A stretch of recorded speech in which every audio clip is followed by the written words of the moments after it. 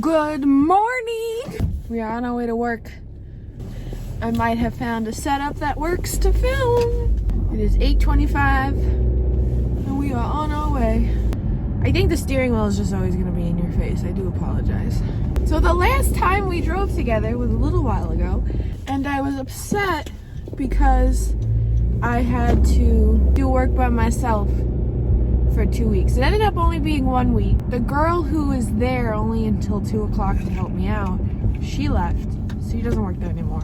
And my favorite receptionist is back and got a raise without even asking for it. So now I'm making a decent living.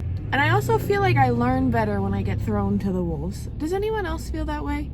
That might just be me, but like when I'm forced to do something and figure it out on my own, it's the best way to learn for me. So I was thrown to the wolves for a week and I came out a lot better at my job, and now I'm making a lot more money.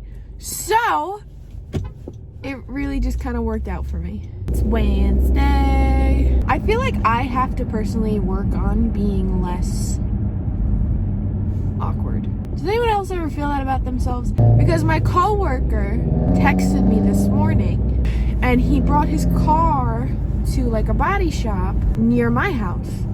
And he said, oh, you know, I'm stuck here. Would you mind swinging by on your way to work and picking me up? Which is not a problem, because where he brought his car, I literally don't even have to turn down an extra street or anything. It's literally, I'm passing it as I drive to work. So there was no reason for me to say no. And I didn't say no, but I had so much anxiety about it. And I'm not like a naturally anxious person. Like, yes, I get anxiety, but I feel like to a standard level I get anxiety. But just being alone with him in the car was such an upsetting thought, because I didn't know what to talk about. Because I would have no idea what to talk about or how to entertain this man. And then he most likely doesn't listen to the music that I listen to because he's 59 years old. And it's nothing creepy. Like, he's very nice. He's like very daddish. I wasn't creeped out to go pick him up. But I'm like, what am I going to say to this guy? I feel like as I go on, especially recently, I feel like I become more of an adult every day. And I feel like the only way for me to fully feel like an adult is to stop letting people make me feel so anxious. I don't know. I've been training this girl, and I'm really big on not getting close to your coworkers. And it's all from like past trauma at my old job. I let my direct coworker way too close to me, and she definitely took advantage of me. And she was just overall the worst person I've ever met in my life. And I've met really bad people. My ex was a piece of shit, but this girl tops it. This girl was the worst person I ever met. And I let her too close to me, and she took advantage of me, and whatever. So when I came to this job, I promised myself that I wouldn't let my coworkers close to me. Like, of course, I'd be nice to them, I'd be cordial, whatever, but I wouldn't like my last coworker, I went over to her house and helped her refinish her basement. I was like caulking her walls and painting. Like, I told myself I wouldn't let myself do that with my coworkers. But the thing is that you can't let trauma run your life, because my coworker, I've said her name before, but I feel weird keep saying her name. Let's call her Ellen, because that's kind of her name, but not really. So I'm gonna call her Ellen. So anyway, I work with Ellen, and she is my favorite person at this job, like hands down. She's 57, and I'm pretty sure she's one of my closest friends. But when I first started working there, I'm going on 6 months now. When I first started working there back in September, I didn't want to get close to anyone. Like, I was nice to her because she is such a nice person. She is just somebody who loves life, loves people, doesn't let anything bother her, doesn't get anxious over anything, doesn't get depressed. Like, she is just the epitome of what I strive to be. What I strive to be in my career. A lot of my jobs have been customer service based, and it's like people get to me so hard, and she never lets anyone get to her. I'm getting off topic. But she's been so kind to me. She lets me in on her life, and she tells me about her kids, and she tells me about her husband. And, you know, she listens to my stories. She knows about my life. We laugh together. We talk. It's never awkward with her. She makes me feel safe. You know, she's really good at her job. We're really good at the job together. Like, she's just a really good person. And for months, I wouldn't let myself get close to her because I was so scared for my last job. And I shouldn't be. And I even told everyone in my life, I'm like, I'm not gonna let anyone close to me. I'm keeping work separate from life. The people at work stay at work. They don't enter my life. And I think I just have to accept the fact that one of my closest friends is a 57-year-old woman. And now there's a new girl that I've been training. Well, let's call her Dee Dee, because that's what my boss is calling her, because her initials are double D. And Dee Dee is super sweet. And she's very funny. And it's like, I would be dumb to not let these people in my life. And the girl that I'm training is my age. So it's like, I don't know. Don't let your trauma run your life, because you're missing out on opportunities. Because now that I'm letting Ellen closer to me, her daughter does tattoos as like a hobby. She like tattoos people, like the stick and poke kind of tattoo, not like the needle. I was telling her that I wanted a tattoo right on my tragus. Is that what that's called? This little flap here? Is that a tragus? Because so many people get that area pierced. I don't really want it pierced, but I want something there. So I wanted like this little tiny shamrock, the size of the flap, just an outline of it, right here. And I've gone to like 2 or 3 tattoo shops and walked in and said, hey, can you do this for me? All the tattoo places are like, no, we can't do that because that's your face. And I'm like, it's not my face, it's my ear. They're like, that's considered a face tattoo and we're not gonna do that. Which I understand, but it's not on my face. But I understand their concern, so I'm not angry with them, but it's not on my face. It's on my ear, because you'd pierce that area no problem, but you won't tattoo it, like, you know what I mean? And I didn't want a tattoo that goes onto my face, just a little tiny tattoo. So Ellen said that her daughter could do it for me.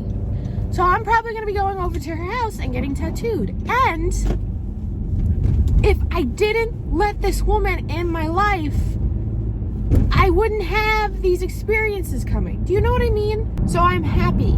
She wants to set me up with her son, which honestly is very, very sweet. And her son seems like a very handsome gentleman. But I'm not in a relationship. But my heart belongs to someone else. And I don't plan on it ever belonging to anyone else. So I can't, in good conscience, say, yes, I'll date your son while I'm in love with somebody else. Do you know what I mean? I feel like that's rude. And then if I hurt her son, I hurt her, and I don't want to hurt her. I don't ever want to lose her as a friend. But, so yeah, I let my coworkers into my life, but now I need to work on my anxiety. But I don't like saying that because I'm not someone who has like severe anxiety. I don't have anxiety attacks. Like, I mean, I had like 1 or 2 when I was quit my career, but I feel like that's almost like a normal reaction to quitting your career and questioning if you're doing the right thing, and having a quarter life crisis. Do you know what I mean? But I'm not someone who just like frequently has anxiety attacks, which if you are someone, I'm so sorry that you deal with that, but I'm just not someone who deals with that. So I don't like to refer to myself as an anxiety ridden person, but little things give me anxiety, like sitting in the car with my 59-year-old male coworker. Like, what do I talk to him about? He's nice to me. He's not nice to other people, but he's nice to me. What am I supposed to do? Play Beyonce? Like, he's probably gonna be like, what the fuck is this? Also, if you work in a medical field, like whether that be you work in a hospital, you work in a dentist's office, you work in a oral surgeon's office, you work in a gynecologist's office, if you work any type of medical field, do you think doctors are dramatic?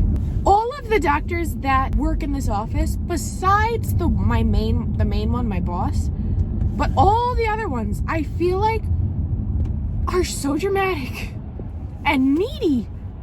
There's like so much drama all the time with all the doctors. Does anyone else experience that? Because I want to know if it's just the women that work in this office or if it's just doctors in general. Because I've also had to call doctors for medical clearance on mutual patients. and have spoken to their actual, like, it could be like a cardiologist or something. And sometimes the doctor gets on the phone with me, and if it's like male or female, they're so dramatic. I just want to know if anyone else experiences this with doctors who work in the medical field. The drive to this office versus my last job is like 10 minutes longer. And I kind of like it. Like, I like having these moments to myself before work. I have a question. If you are someone who works in customer service and doesn't let people bother you, how do you do it? I want to know how you do it, because Ellen, who I work with, doesn't let anyone bother her. And I ask her, how do you do it? And she's like, I don't know. I'm like, yeah, I need to know, because there are people that bother me so much, I take it home with me. And I need to not do that. Since I've switched careers, it has just been a self-improvement journey. And it really has been. I'm opening myself up to more experiences. I lost 20 pounds. I'm happier. I can't say that I'm not a depressed person, but I'm definitely happier than I once was. So it's just this self-improvement journey. And I look at parts of my life that I feel like I need to improve on. And one of them is taking anger home with me, or my anger issues in general, because I can be a very angry person sometimes. I want to know, how do you calm the fire in you? Or how do you not let people bother you? I'm at work now, and I gotta go. You enjoy your day. Actually, I'll see you on my ride home. All right. All right. Another successful day. We are out of here. Audi 3000. I hope you enjoyed our car ride talk. I'm sure it really wasn't that entertaining. Thank you for coming to work with me. Now we're on our way home. It's 5:37, and I can't wait to get home and shower and relax. But like always, I will see you in my next video, and I will see you again. Enjoy the rest of your week. Tomorrow is Thursday. Tomorrow's Thursday. I'll have 2 more days of work, and then it's the weekend again. Have a good rest of your day, night, wherever you are, whatever time you're watching this. Just enjoy the rest of whatever you got. All right, I'll see you. Bye.